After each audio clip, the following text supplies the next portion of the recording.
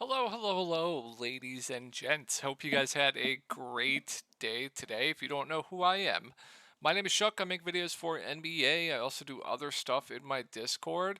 Unfortunately, Reddit was down today, so I could not make updates. I could not respond to people. It's just so dumb. But, you can talk strategy here. People do talk strategy here. You can ask me questions. I will always respond to you, stuff like that. So, check that out if that's something you're interested in. If you ever need to get a hold of me privately, if you just need someone to talk to, questions about Slate, stuff like that.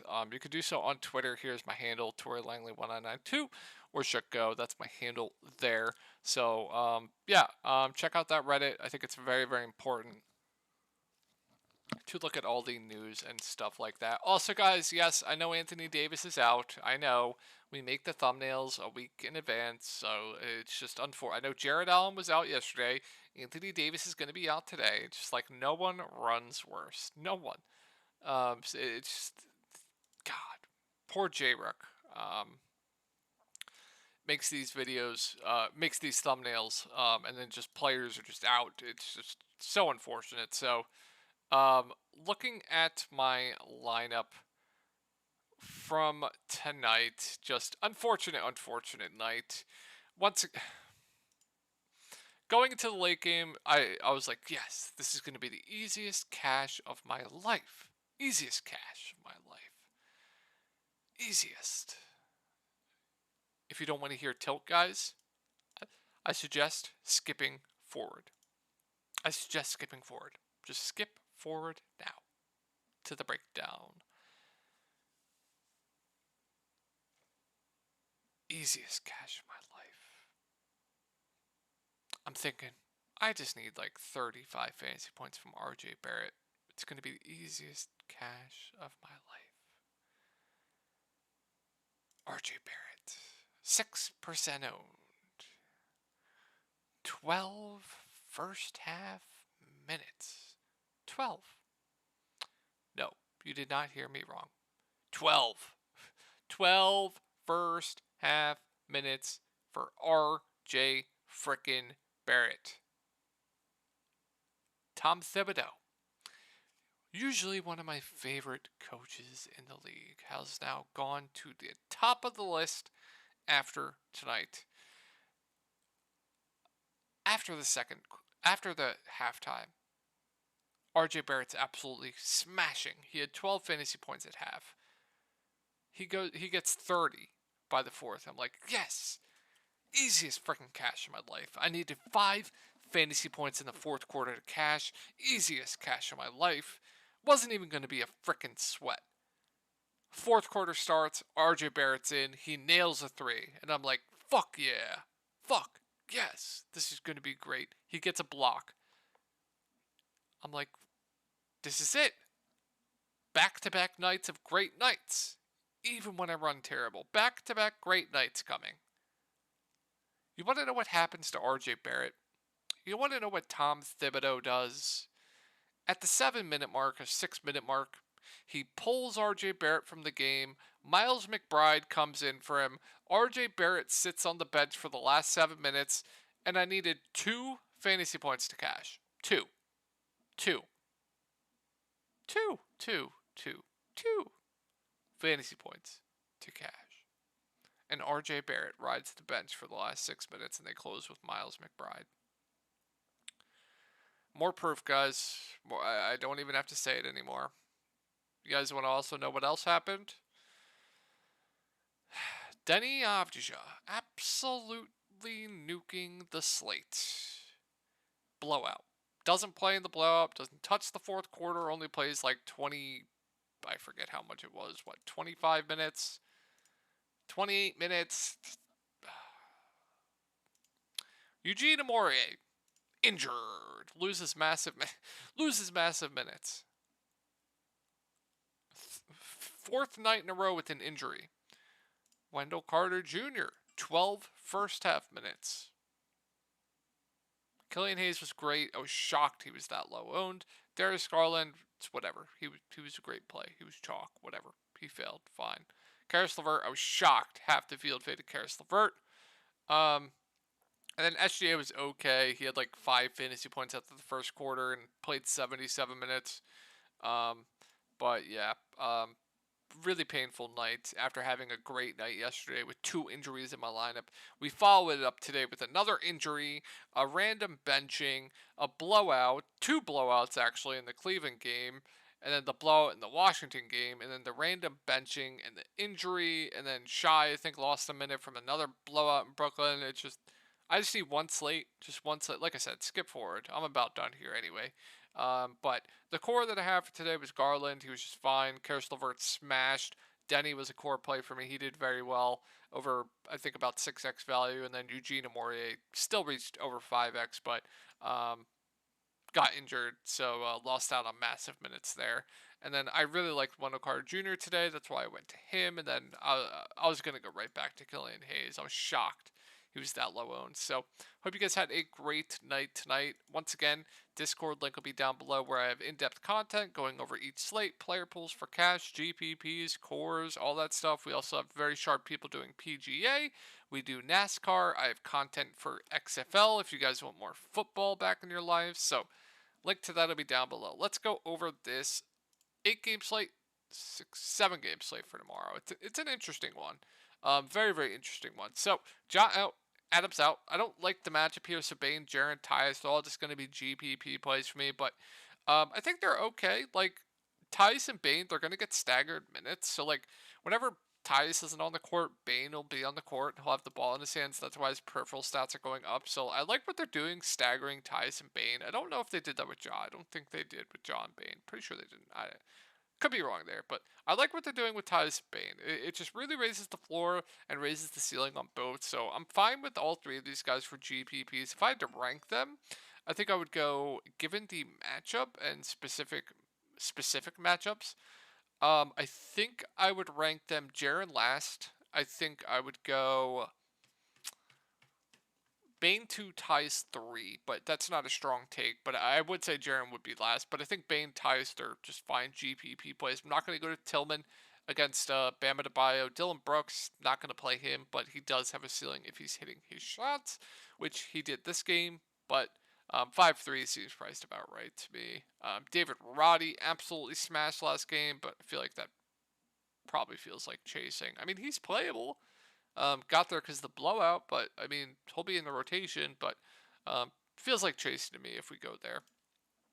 Let's move on to Miami. So I think another thing that people aren't going to realize here is Kyle Lowry, if he comes off the bench, that really, really helps Jimmy Butler. So even though it's not the best spot, I think Jimmy Butler's an intriguing play for GPPs just because he's always going to low own. And then if Kyle Lowry comes off the bench, that helps him a ton. He's also going to play big, big minutes as well. So I don't mind Jimmy Butler at 8,700 against Memphis if Kyle Lowry is coming off the bench.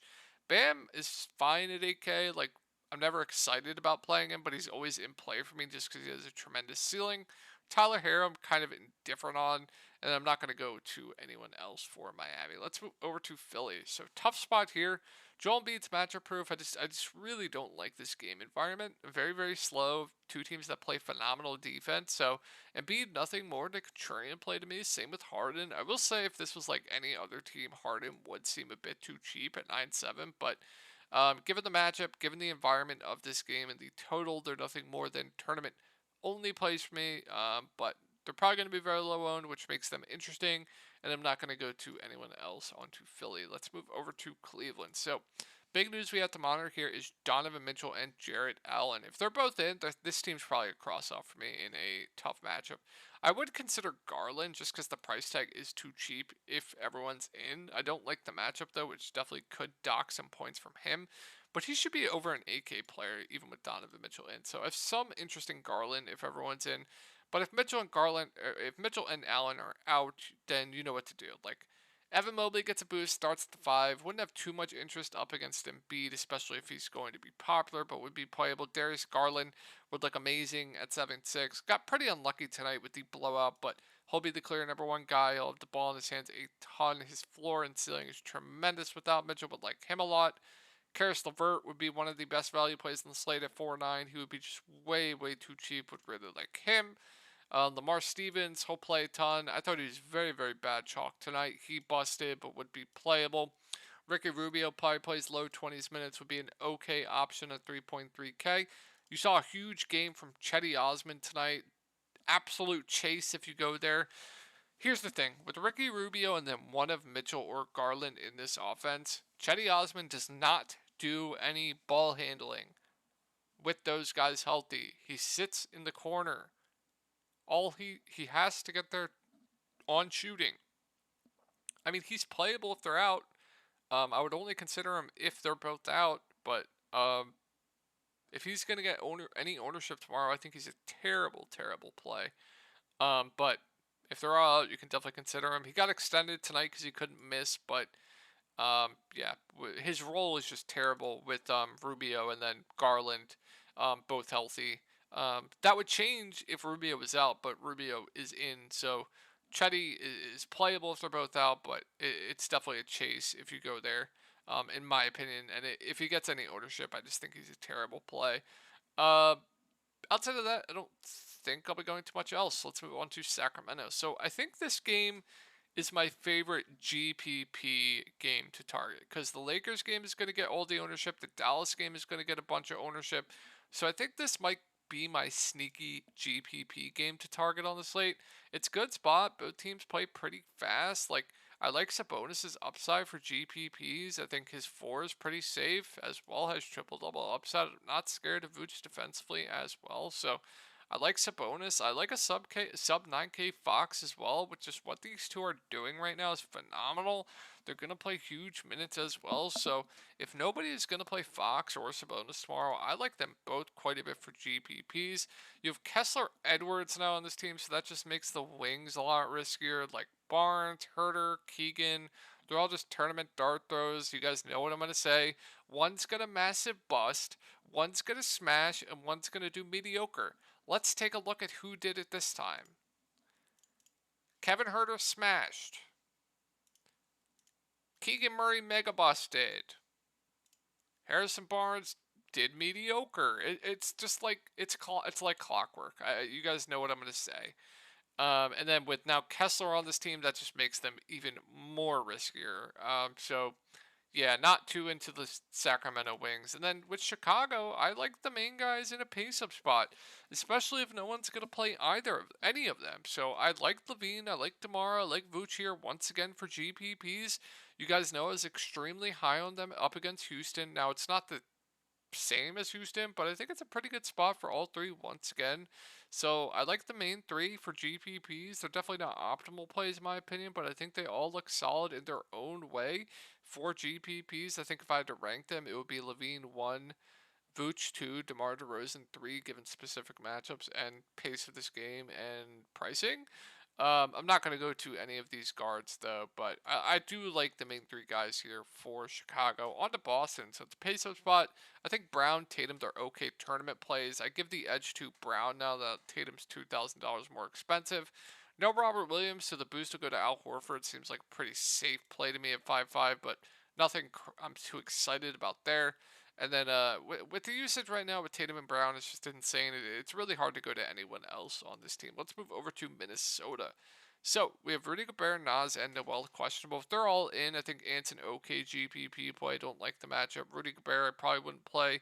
Slow-mo would be overpriced. Mike Conley would be overpriced. McDaniels would be overpriced. There really wouldn't be too much here for Minnesota if they're all in. But if they're all out, I still think Ant's okay.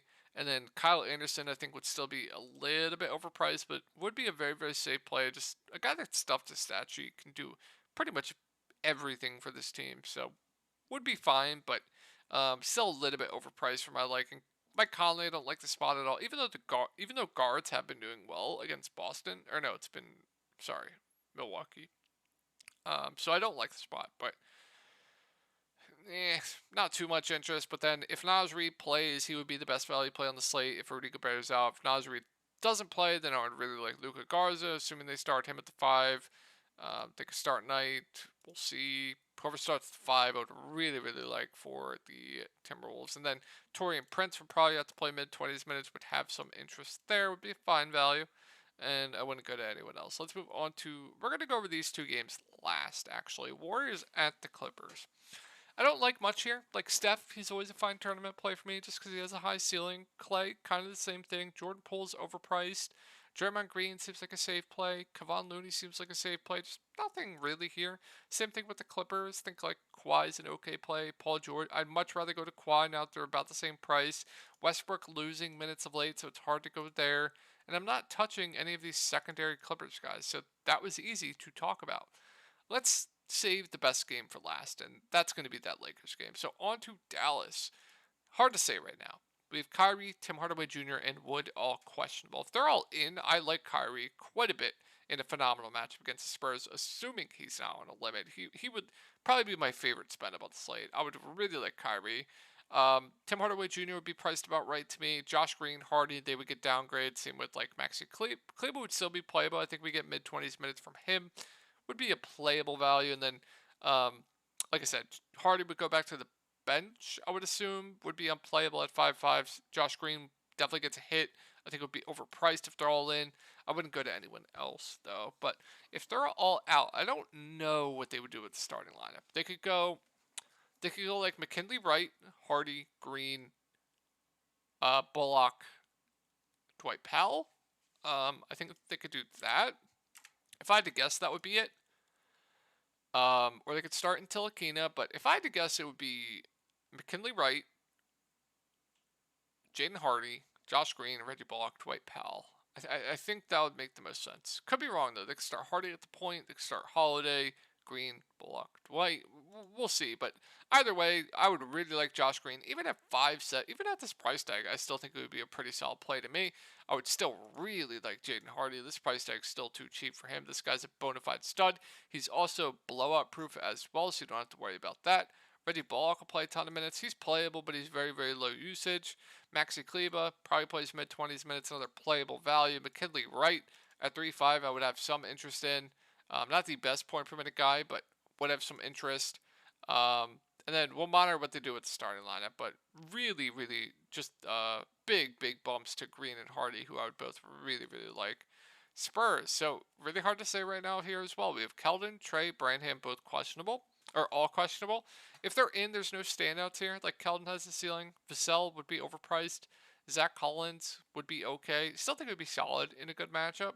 Sochan would be safe to me. Graham would be able to play at 5.3 if they're in, and I wouldn't go to anyone else. But if they're all out again, they still have the same amount of bodies they did tonight, then Vassell's a fine tournament only play, even though he's been god awful, but he would try to lead this team in usage.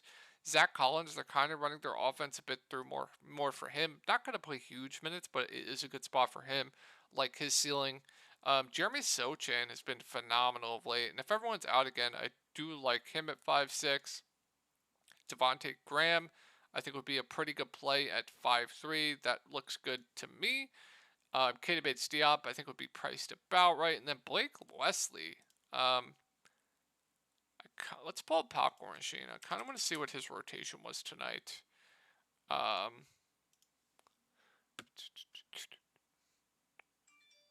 Okay, cool. So if we get low 20s minutes from a flat min Blake Wesley, guy that can stuff the stat sheet, not a phenomenal point per minute guy, but a guy that can stuff the stat sheet.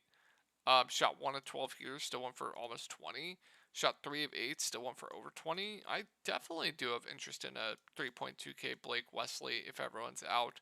And then we don't have Charles Bassey. I think Sandro is an interesting play at 3.1. Let me just make sure. Let me look at the rotation again, see where he got most of his minutes.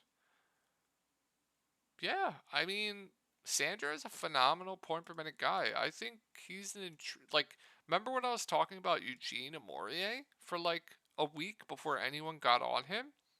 Maybe Sandro Mamukelashvili is that Eugene Amorie. Obviously, he's not going to start or do any of that stuff, but definitely intrigued by him. Definitely intrigued by Sandro, just because he's a phenomenal point per minute guy. And if I knew he'd play 21 minutes again, I'd probably play him at that price tag. I probably would. So intriguing dart throw there for GPPs. So that'll do it for the Spurs, and let's get to the best game of the night.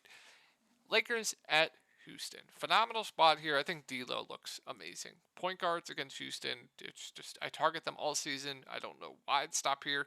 I absolutely love D'Lo.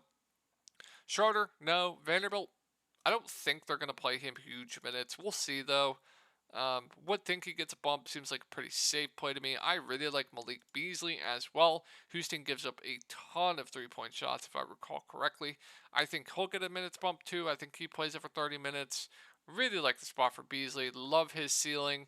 Austin Reeves is playable. Troy Brown gets a usage bump, minutes bump. Still be a low usage, but playable.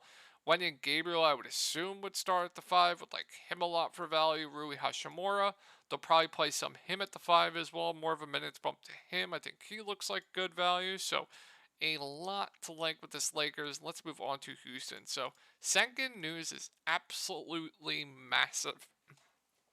If he is in, I still like Kevin Porter Jr. just because the matchup's great. I still like the ceiling on Green. They've been wanting to go more to Jabari Smith at the 5, so I probably wouldn't play Sengun. Smith would be playable but priced appropriately, and then Tari Eason would go back to the bench and be priced about right.